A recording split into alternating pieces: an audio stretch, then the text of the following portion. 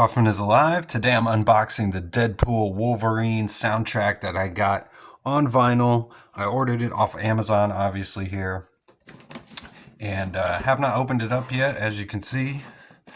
So let's open it up and see what we got here. Been really excited to get this. It's the colored vinyl, so it's a double LP with a red and black vinyl. And it's also got a blue and yellow vinyl for each character, Wolverine and Deadpool. I also got some new boards and bags just to kind of complete the purchase, so I got free shipping on that. So let's see here. Pretty good packaging, looks like. Hopefully I got what I ordered here. We'll find out.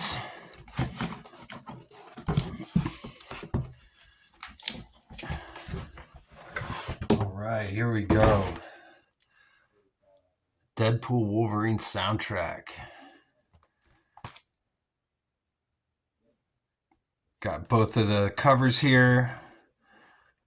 I kind of wish Wolverine was wearing his mask on this, though. That would be awesome. It's got this, as you can see, the custom 2LP vinyl. That's kind of the main reason I wanted to get this. Wasn't like a huge fan of all the songs on the soundtrack, but just getting this colored vinyl was really cool. I was a big fan of the movie, so good packaging so far. I'm always kind of worried about ordering vinyl online. I probably could have found this at a local store or something, and I do recommend supporting local shops, but they did have this on sale for 30% off, which is why I bought it.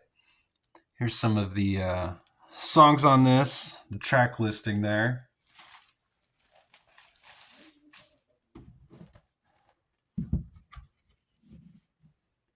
Here's the interior.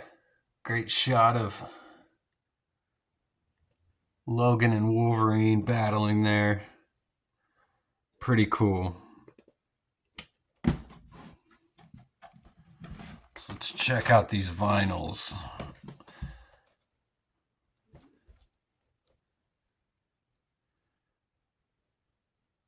So we get a little letter here from Ryan Reynolds. I'll just go ahead and read it here. It says, Deadpool Wolverine has been a dream come true on a lot of different levels. I felt so creatively energized on the film that I decided to tackle something absolutely insane. I took it upon myself to write, produce, and perform the entire soundtrack. Having never written music before, I naturally lived in a moment-by-moment showdown with my own sense of inadequacy. Imposter syndrome is too clumsy a term for what I was attempting, but when you feel something so fully, you not only see it, you hear it. And if nothing else, I want my kids to know that if they don't start reaching for their dreams, they'll never actually touch them.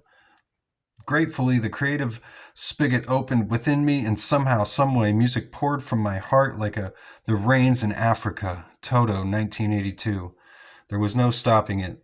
Similarly, the way Oliver Sacks describes being haunted by music in his award-winning book, Musicophilia, Song, Score, and Experimentation leapt from my soul like a jungle cat.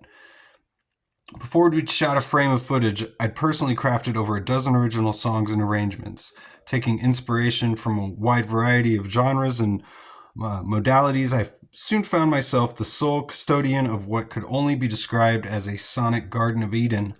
I say custodian because I didn't create this work, I channeled it.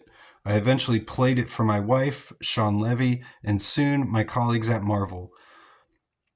Sean was so moved he left the room with tears in his eyes during the opening movement.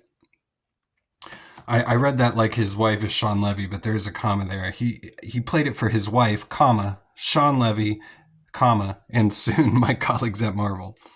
Okay, so even though control over my raw faculty was barely yet understood, it was vitally clear this soundtrack was a catastrophic and incompetent jamboree of irresponsibility. Calling it a jarring, poorly executed bourgeois of antagonistic ear murder wasn't the kindest thing Blake Lively said to me that day, but it was one of the loudest. The soundtrack would later be described by veteran Marvel music supervisor Dave Jordan as a self-indulgent flash flood of hubris and dum-dum sounds. Jordan went on to say, "What you've done here qualifies you as patient zero in the pandemic of malignant narcissistic stupidity. I'll take care of the soundtrack. You fuck off into your red jammies and stay away from the concept of sound." Dave Jordan soon took over the work, and what resulted is the highly serviceable, dare I say, conventional soundtrack contained herein. And that's from Ryan Reynolds. This is from Hollywood Records as well, who published this. So let's take a look at the vinyl here. Again, this was kind of the reason I bought it. I thought these vinyls were so awesome. We've got the black and red Deadpool vinyl here. So side one, we've got Only You, re-recorded by the Platters. Bye Bye Bye by NSYNC, of course. Angel of the Morning by Merrily Rush and the Turnabouts. Slash by the Stray Kids. And Glamorous by Fergie. And on side B of the, we'll just call this the Deadpool side, the Deadpool disc, we got first track is Iris by the Goo Goo Dolls. Power of Love by Huey Lewis and the News, I'm a Rambling Man by Waylon Jennings, and You Belong to Me by Patsy Cline. So that is awesome. Really cool looking vinyl. This would almost be even cooler if they took the Deadpool eyes and put them on here, on the black. That would be even cooler. But it's awesome anyway. And we got one more LP to look at here, the Wolverine one.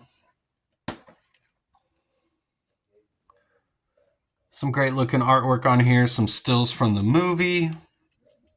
We've got the track listings on here as well, in the yellow and the red, with all the credits.